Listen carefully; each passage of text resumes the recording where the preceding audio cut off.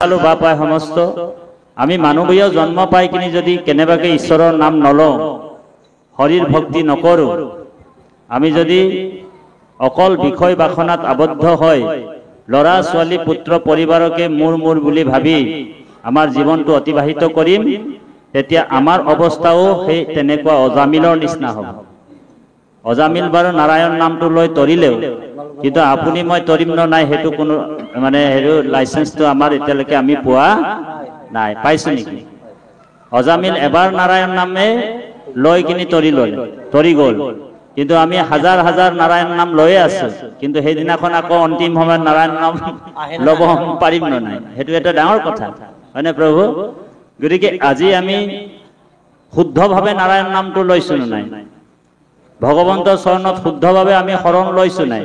শৰণ যাৰ শুদ্ধ হবে সেইজনে নাৰায়ণ নামটো অন্তিম সময়ত শুদ্ধভাৱে ওলাব আৰু শুদ্ধভাৱে সেই বিষ্ণুদূত চাৰিজন আহিব। আৰু যদি আমি শুদ্ধভাৱে নাৰায়ণ নামটো নলওঁ শুদ্ধভাৱে যদি আমি হৰিৰ নামটো নলওঁ তেতিয়াহ'লে সেই যমদূত কেইটা আহি আমাক কি কৰিব জানেনে? যমৰ শাস্তিটোৰ কথাটো অকমান কৈ দিওঁ, অকমান ভয় খুৱাই থৈ যাওঁ আপোনালোকে। যমে সঞ্জীৱনী নগৰ বুলি এটা নগৰ আছে পৃথিৱীৰ পৰা ৩৩,০০০ কৰোৰ দূৰত্বত আছে সেই সঞ্জীৱনী নগৰ যি জীৱবিলাকক পাপী জীৱবিলাকক শাস্তি দিয়ে এই পৃথিৱীৰ পৰা পাতালৰ তলত আছে বুলি কৈছে সঞ্জীৱনী নগৰ। পাতালৰ তলত অতল বিতল ৰসাতল তলাতল মহাতল অৱতল এনেকুৱা একেবাৰে শেষত আছে পাতাল আৰু পাতালৰ তলতো বোলে সঞ্জীৱনী যমৰ নগৰ আছে। গোটেইটো অন্ধকাৰ আৰু ৩০০ যোজন মানে তেওঁৰ মানে ডিপাৰ্টমেণ্ট আছে আৰু এটা কোঠালি আছে ২৮টা মুখ্য নৰক আছে। তাৰ ভিতৰত যিবিলাক মানুহবিলাকে পাপ কৰিছে কোনোবা যদি আনৰ ধন লুটালুটি কৰি কিনি চুৰ কৰি খাইছে তেওঁৰ কাৰণে এটা বেলেগ ডিপাৰ্টমেণ্ট। ঔ হৰি ঔ ৰাম কেইবাটাও ডিপাৰ্টমেণ্ট যেনেকে হস্পিটেলত বেলেগ বেলেগ ডিপাৰ্টমেণ্ট থাকে নাই? কোনোবা যদি বোলে আনৰ পত্নী হৰণ কৰিছে আনৰ পত্নীৰ ওপৰত নজৰ আছে তেনেকুৱা এটা ডিপাৰ্টমেণ্ট বেলেগ আছে তাক বেলেগকে শাস্তি দিব। এইটো ভাগৱতৰ প্ৰথম স্কন্ধতে আছে আৰম্ভণিতেই শুকগুৰুৱে কৈছে। আৰু যিবিলাক জীৱই প্ৰাণী হিংসা কৰে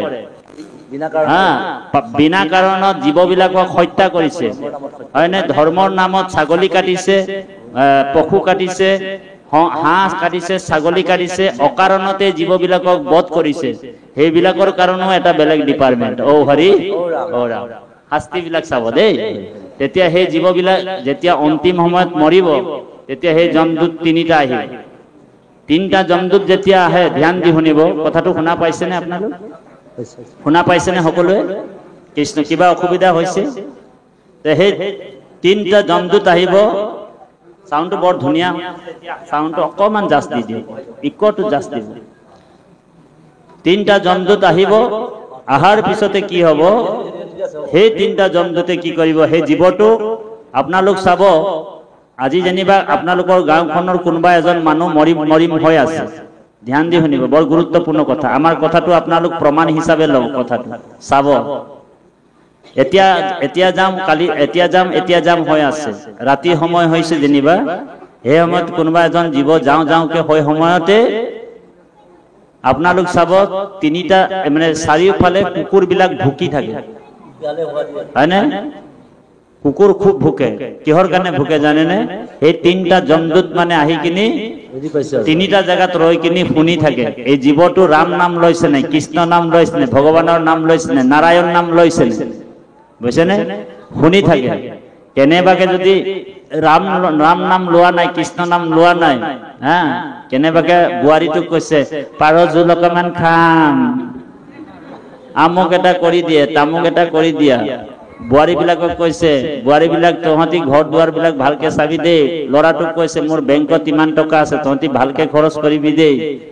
তেতিয়া যমদূত বিলাক পটকে সোমাই তাক ঔ হৰি ঔ ৰাম কৰি একেবাৰে হাতে গলে বান্ধি একেবাৰে উশাহ নোপোৱালৈকে বান্ধি চামজৰিৰে তাক কোবাই লোহাৰ ডাঙেৰে কোবাই তাক কি কৰিব 16 যোজনৰ বালি মানে গৰম উত্তপ্ত বালিত তাক খোজ কৰাই লৈ যাব। এতিয়া কোনটো জীৱক ল'ব মানে এই পঞ্চভূত শৰীৰটোক নিনিয়ে সেম টু সেম এটা শৰীৰ আছে ইয়াৰ ভিতৰত, এইটোক স্থূল শৰীৰ বুলি কৈছে, বুজিছেনে? সেই স্থূল শৰীৰটোত সেই জীৱটোক বাজ মানে ভিতৰত ভৰাই দিয়ে, এইটোক যাতনা দেহ বুলি কৈছে। এই দেহাটো তিনিটা অৱস্থাত আছে, কি কি? স্থূল দেহ, লিংগ দেহ আৰু সূক্ষ্ম দেহ, বুজিছেনে বা? এই স্থূল দেহটোত মানে সেই যাতনা হেৰিটো সোমাই দিব আৰু তাক ডাঙত কোবাই কোবাই, লোহাৰ ডাঙত কোবাই কোবাই তিনিটা জমদূতে উশাহ নোপোৱাকৈ বান্ধি কিনি তাক লৈ গৈ থাকিব আৰু 16 জেগাত তাক ষ্টপ কৰাব। যেনেকে আমি যোৰহাটৰ পৰা আহোঁতে আমি জেগাই জেগাই ৰৈ ৰৈ আহিছোঁ, যেনেকে আপোনাৰ ঢেকিয়াজুলিত ৰৈছোঁ, ৰৌতাত ৰৈছোঁ, ওদালগুৰিত ৰৈছোঁ, আকৌ আপোনাৰ যোৰহাটৰ পৰা আহোঁতে কলিয়াবৰত ৰৈছোঁ, জখলাবন্ধাত ৰৈছোঁ। ঠিক এনেকুৱা 16টা গেটত জীৱবিলাকক ৰখাব। তাতো তাৰ কিন্তু পানিশমেন্ট বহুত হ'ব, বহুত জায়গাত তাক বহুত বেলেগ বেলেগ ধৰণৰ বস্তু জীৱবিলাক আহি আহি মাৰিব, মাৰপিট কৰি এটা নদী পায়, সেই নদীটোত বৈতৰণী নদী বুলি কৈছে। কি নদী? বৈতৰণী নদী। তাত অকল তেজ পুজ এইবিলাক থাকে, সেই জীৱটোক তাত মানে ভৰাই ভৰাই তেজ পুজ খুৱাই খুৱাই লৈ যায়। ঔ হৰি ঔ ৰাম। সেইকাৰণে সেই বৈতৰণী নদীটো পাৰ হবৰ কাৰণে শ্ৰাদ্ধপিণ্ড কৰে। শ্ৰাদ্ধপিণ্ড কিয় দিয়ে?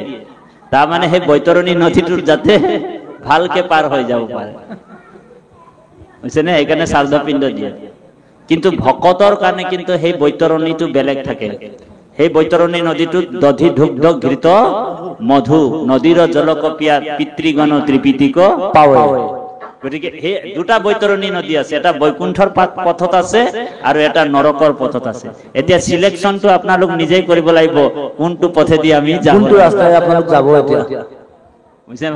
যদি হৰিৰ ভক্তি কৰে, যদি হৰিৰ ভক্তি কৰে তেনেহলে সেই বৈতৰণীটোৰ পৰা ৰক্ষা পৰিব, তেজ পুজ খুৱাই খুৱাই লৈ যাব নহয়। আৰু জীৱটোক লৈ গৈ কিনি কি কৰিব? তাক কি কৰিব? প্ৰথমে জম নগৰী সোমাই দিয়াৰ লগে লগে জমে তাক কথা বতৰা নপতাকৈ এক চৰ মাৰিব, আৰু যেতিয়া এক চাপৰ চৰ মাৰিব, জমক দেখিবলৈ বহুত ভয়ানক, ইমান ডাঙৰ ডাঙৰ চকু, তাৰ পেটটো এইডাল, কাণ দুখন ইমান ডাঙৰ ডাঙৰ, হাতীৰ সমান সমান কাণ। জমৰ এক চৰ মাৰি দিলে তাৰ ভূত ভৱিষ্যত বৰ্তমান যিমান পাপ কৰিলে চব একফালৰ পৰা সি গাই আনে। ঔ হৰি ঔ ৰাম। মই জীৱ হত্যা কৰিছিলো, পাপ কৰিছিলো, আমুকটো কৰিছিলো, সব মনত পৰি যায় একে চৰতে। তাৰ পিছত চিত্ৰগুপ্তক কব, হেৰি কব, চিত্ৰ আৰু গুপ্তক কব, ইয়াৰ ফাইলটো খোল, বোলে ই পাপ কেইটা কৰিছে, পুণ্য কেইটা কৰিছে, ইয়াৰ লেখা জোখাটো চাওঁ। আৰু যেতিয়া লেখা জোখাত বোলে অকল পাপৰে পাপ কৰিছে, তেনেহলে ইয়াক সেই কেটেগৰীত ভৰাই দিয়ে, সেই ডিপাৰ্টমেণ্টত ভৰাই দিয়ে। আৰু যদি কেনেবাকে তেওঁ হৰিৰ নাম লৈছে ভকতৰ সংগত বহি, তাক সোধে তই প্ৰথমে পুণ্যৰ ভাগটো লবি নে পাপৰ ভাগটো লবি? এতিয়া জীৱটো যদি কৈছে যে মই বোলে পুণ্যৰ ভাগটোৱে লম, ঈশ্বৰৰ নাম লৈছিলো যেতিয়া অকমান, তেতিয়াহ'লে ঠিক আছে, তই অকে, তই আকৌ তাক মানে তাক শিফ্ট কৰাই দিয়ে, অকমান চান্স দিয়ে আৰু ঈশ্বৰৰ নাম গুণ ল'বৰ কাৰণে। তই বোলে যা তাতে গৈ কিনি থাকিবি, যা 13 দিনলৈকে তোৰ যদি কেনেবাকে বৈষ্ণৱ পুত্ৰ আছে, তোমাৰ যদি নাম গুণ লয়, তেতিয়া তোমাক বৈকুণ্ঠলৈ শিফ্ট কৰি লৈ গুচি যাম। জীৱটো আহি যায়। সেইকাৰণে যেতিয়া আপুনি মৰিব চাব, 13 দিনৰ দিনলৈকে তেওঁৰ জীৱাত্মাটো হেৰি নহয়, আপোনাৰ মানে নাযায়, যাবই নিবিচাৰে, বুজিছেনে? ইয়াতেই থাকে। আৰু যেতিয়া জ্ঞাতি ভোজন খায়, জ্ঞাতি ভোজন মানে ভকত ভোজন, ভকত ভোজনৰ পিছতে তেওঁৰ বিদায় হয়। সেইকাৰণে আমাৰ ভকতসকলে হৰিৰ নামৰ দ্বাৰা সেই জীৱটোক গতি দিয়ে। আৰু শ্ৰাদ্ধপিণ্ড যদি কৰে তেনেহলে তেওঁক স্বৰ্গত, যদি শুদ্ধভাৱে কৰে স্বৰ্গত দিব, এইটো গৰুৰ পুৰাণত আছে। যদি শ্ৰাদ্ধপিণ্ড যদি ভালকে দিয়ে তেনেহলে স্বৰ্গলৈ পাব। গতিকে আজিকালিতো ভাল ব্ৰাহ্মণো নাই যে আপোনাক ভালকে শ্ৰাদ্ধ কৰি দিব। ঔ হৰি ঔ ৰাম। আজিকালি কলিযুগৰ ব্ৰাহ্মণ বিলাকতো সব লোভিয়া। আপুনি ছাতিটো যদি দিছে তো ধুতিটো বিচাৰিব, বোলে ধুতিটো কিয় নিদিলে? ঔ হৰি ঔ ৰাম। ভাল ব্ৰাহ্মণে নাপাব কলিযুগত। সেইকাৰণে একমাত্ৰ হৰিৰ নাম, হৰিৰ নামতে গতি পাব পাৰে। সেইকাৰণে নামে নাতাৰিলে জীৱ তাৰিতে নাপায়, নামে নাতাৰিলে। কাৰ শ্ৰাদ্ধ কোনে খায়? এতিয়া কাৰ শ্ৰাদ্ধ কোনে খায় বুলি ভাবিছে? শ্ৰাদ্ধ কোনো কাৰো খাব নোৱাৰে। আপুনি শ্ৰাদ্ধত যিবিলাক এই যে মানে মাটিৰ হেৰিয়ে বনাই কিনি যে লাডু দিয়ে, চাউলৰ লাডু, সেই লাডু বিলাক, সেই ক্ষীৰটো কাউৰীয়েও নাখায়। ঔ হৰি ঔ ৰাম। মই কিয় পাপৰ ভাগ লম তাৰ বুলি কৈছে। কাউৰীয়েও নুচুৱে, ইমানে মানে লেতেৰা পদাৰ্থ হৈ যায় ইয়াতে। সেইকাৰণে এই পিণ্ডটো, এই পিণ্ড মানে টুকুৰা, পিণ্ড মানে কি টুকুৰা, এই পিণ্ডটো কিন্তু কোনো গ্ৰহণ নকৰে। পিণ্ড মানে কি জানেনে? টুকুৰা। মোৰ দেউতা মানে ধৰি লওক দুজন ককাই ভাই, তাৰমানে মোৰ দেউতাৰ পৰা মই এটা টুকুৰা, দাদা এজন টুকুৰা। এই দাদা আৰু ভাই যদি কেনেবাকে শৰীৰ ভক্তি কৰিছে, তেনেহলে দেউতা স্বৰ্গৰ পৰা যদি নৰকতো আছে, তেনেহলে শিফ্ট হৈ বৈকুণ্ঠলৈ যাব। আৰ গলে তাত আকৌ জন্ম মৃত্যু নহব। পুনৰপি জনম পুনৰপি মৰণম পুনৰপি জাঠৰি জানানি সায়ানম। তেওঁ আৰু আয়াজাত কৰিব নালাগে।